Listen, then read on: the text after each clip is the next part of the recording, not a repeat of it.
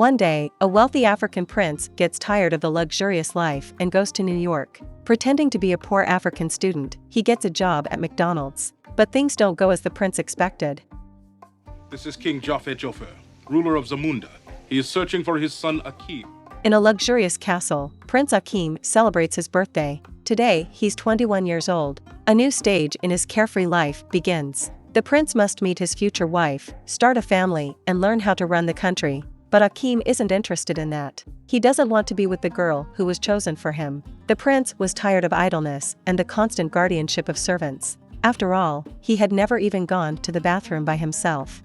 And it's impossible to step through the castle without maids strewing the floor with rose petals. He has to figure something out. In the evening, many guests arrive at the castle. The prince is introduced to his future wife. The girl is very pretty, but Akeem's heart didn't start beating faster. He wants to talk to the beautiful lady in private to learn more about her. Akeem is disappointed. The future wife is more like a trained dog than a holistic person. All her life, the girl was prepared for the fact that she must please the prince and, without the slightest doubt, follow all orders. Akeem checked, she really barks and jumps once he tells her to do it. The prince is upset. He doesn't need another maid. He needs a girl with character, an interesting personality with her own opinion. Akeem tells his father that he isn't ready to marry yet. At first, he wants to see the world. The king allows his son to go on a trip for 40 days. At the end of this period, Akeem will return home and marry a beautiful girl. The king thinks that his son is looking for entertainment and wants to go crazy before the wedding. But Akeem has his own plans for the trip. The prince decides to go to America. There he can find the girl of his dreams. He and his assistant, and part-time best friend Semi, go to New York. They pretend to be ordinary African students on arrival, but it turns out ridiculous. Rich clothes, necklaces made of pieces of gold, expensive suitcases. Yeah, that's what ordinary guys without money look like. Akeem rents a terrible room in an equally terrible area. One toilet per floor, rats, garbage, a stench that stings in the eyes. Great! Exactly what's needed. The prince is delighted. Standing on the balcony, he happily greets his new American neighbors, who send him to hell. Good morning, my neighbors! Hey, fuck you! Yes, and you go there too, exclaims the prince, who's ready to endure any inconvenience, just to realize his plan. The next day, Akeem and Semi buy ordinary clothes, which make them look like ordinary people, and go to look for the right girl. The guys go to a bar. There are many women here, but Akeem doesn't like any of them. The prince comes across devil fans, unsuccessful actresses, and money hunters. And one lady even turns out to be a man.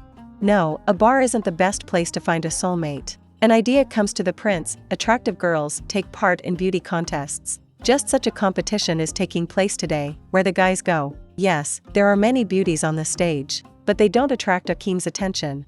The prince sees the girl Lisa. She isn't a contestant. Lisa is raising money for the park's renewal and asks those present to donate. Akeem is fascinated. He throws a huge amount of money into the donation basket, while he doesn't take his eyes off Lisa. She's beautiful, smart, and cares about others. He needs to get to know her better.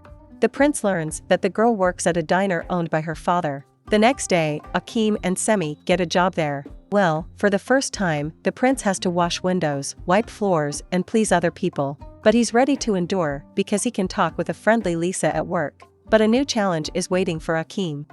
Lisa has a boyfriend, Daryl, a narcissistic jerk with a ridiculous haircut.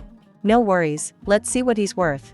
Daryl's parents own a hair care company. No wonder Lisa's father, Cleo, likes Daryl. He dreams that his daughter will marry this guy quickly. The next day, Lisa asked Daryl if he gave a huge amount of donations in yesterday's contest. The guy proudly says, "Yes, I did it." Would have Lisa known about his lies. The delivery man brings Lisa a gift. The package contains expensive earrings, and the note says it's from a secret admirer, not from Daryl. The girl is surprised. Who is this generous stranger?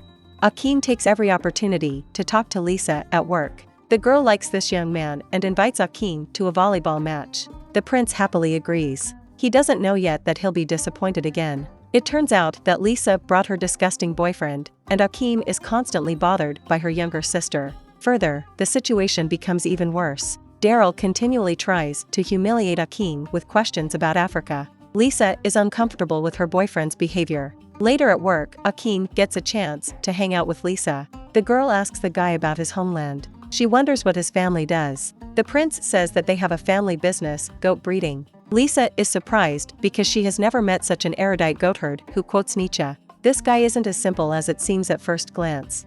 Suddenly, a robber breaks into the cafe. The visitors are scared, and Daryl hides under a chair. Only Akeem and Semi remain cool. Nobody knows, but they own martial arts. The guys disarm the thief loser in one motion, for which they receive a standing ovation from the diner's customers. And Lisa again discovers a new quality in a strange African student. Lisa's father is grateful to his workers for their help. He calls them to his house in the evening. The guys wouldn't know that they weren't invited to dinner. They are needed as service personnel.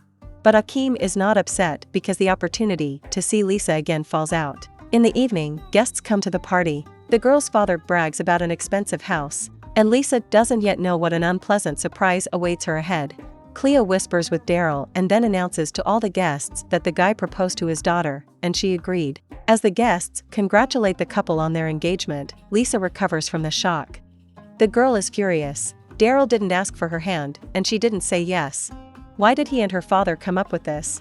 Lisa fights with Daryl. She isn't a toy, she has her own opinion and desires. While the guy is trying to mumble something in response, the girl goes out to get some fresh air. She meets Akeem outside, and they talk about life. Lisa feels easy and simple next to this guy. She can tell him about her dreams and fears. Young people understand that they really like each other. The next day, Akeem faces a new problem. Semi refuses to go to work. He understands why the prince is ready to bend his back, all because of the girl. But Semi came to America to have fun, he'll work at home when he returns. Akeem tells Semi to clean up the room and then to go to the diner. It appears Semi understood the words clean up in his own way. Soon a new surprise will await the prince. After work, Akeem invites Lisa to his home. The guy plans to cook dinner. He warns the girl that he lives very modestly. But Lisa isn't afraid of a lousy apartment. She's glad that she can spend time with Akeem. The prince brings the girl home. It's good that he had time to look into the room. What the hell? While the prince worked at the diner, Semi had bought a jacuzzi and furnished the room with luxury items. How to explain to Lisa at what cost poor students bought it?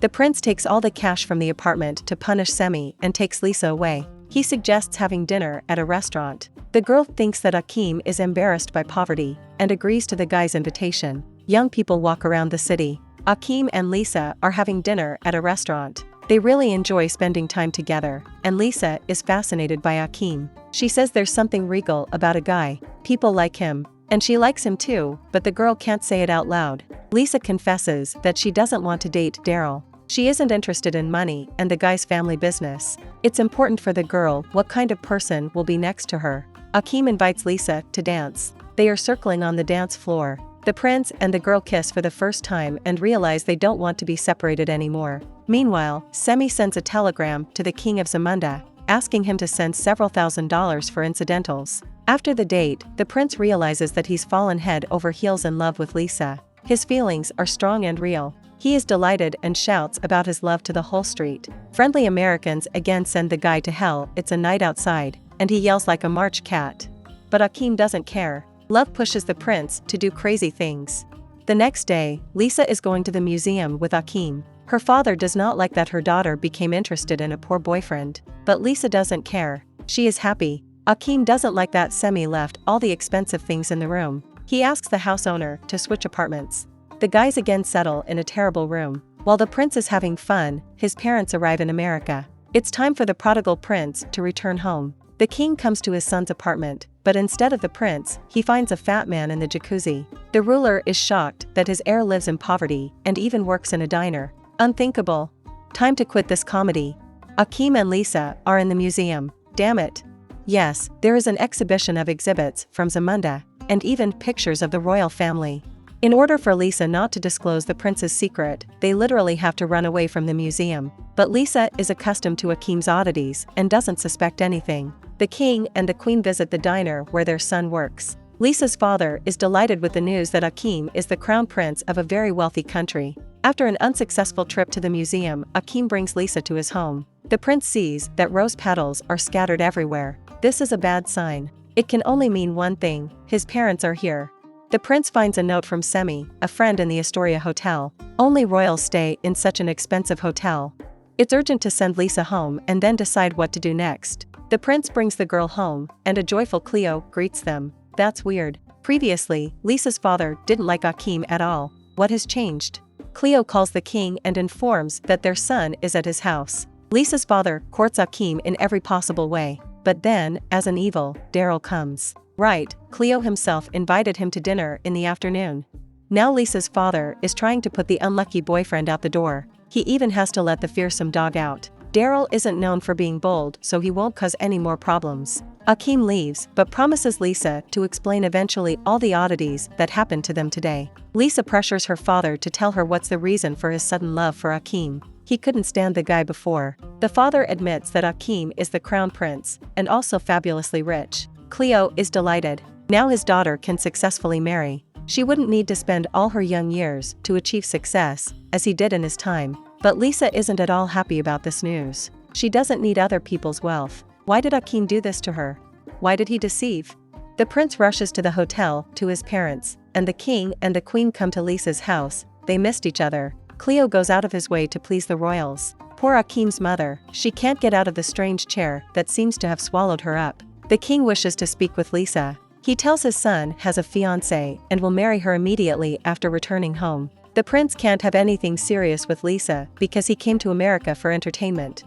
Lisa is disappointed, angry, and frustrated at the same time. She can't see anyone now, and leaves the house. The king wants to compensate Lisa's father for the inconvenience to his daughter and offers $1 million in compensation. Cleo is furious. Yes, he wants a better life for his daughter, but even all the money in the world isn't enough to buy his daughter. Akeem comes to Lisa's house, and the king demands the prince return home. But Akeem won't go anywhere without Lisa. He confesses that he's in love with this girl. Akeem runs through the pouring rain, catching up with Lisa. He sees her going down the subway. The prince catches up with his beloved. He apologizes for the deception. Only by keeping silent about his wealth he could find out how people really treat you. But Lisa is offended. She knows about his fiancée and desire to have fun in America before the wedding. Akeem explains to the girl that it was just a trick for his father. The king thought that his son wanted to go crazy, but Akeem decided to find himself a girl who would truly fall in love with him. Only Semi knew the truth about the purpose of the trip. Lisa gives away the earrings given by Akeem. Now she understands who this gift was from, and doesn't want to know anything about the guy. The prince is ready to renounce the throne. To hell with wealth and power, he just wants to be together. Akeem asks Lisa to become his wife, but the girl doesn't need such sacrifices, and doesn't want to marry him. She doesn't seem to want. It looks like Lisa seems to be fighting her inner self, but still refuses the prince. And for the first time in his life, Akeem doesn't get what he wants. The royal family is preparing to leave. The queen is angry with her husband. Their only son can't be happy because of outdated traditions. After all, her husband is the king. It's time to change the stupid laws.